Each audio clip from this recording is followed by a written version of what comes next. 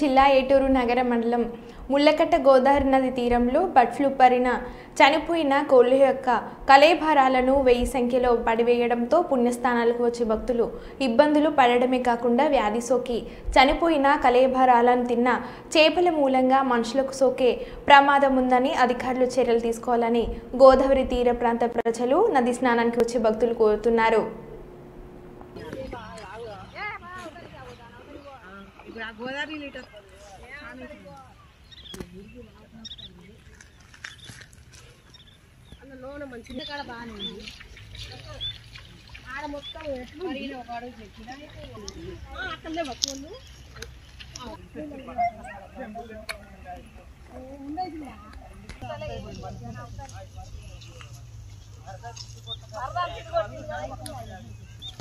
నా పేరు అడప రాజేందర్.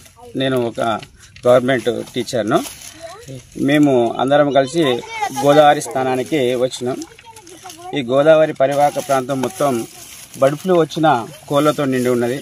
గోదావరిలో స్నానం చేయడానికి చాలా ఇబ్బంది పడుతున్నారు. దీనిపైన అధికారులు చర్యలు తీసుకొని ఆ కోళ్లను తొందరగా రిమూవ్ చేయవలసిందిగా కోరుచున్నాం. అధికారులు తొందర స్పందించాలి. దీనివల్ల రోగాలు వచ్చి చాలామంది ఇబ్బంది పడతారు. దయచేసి చర్యలు తీసుకోవాల్సిందిగా మనవి.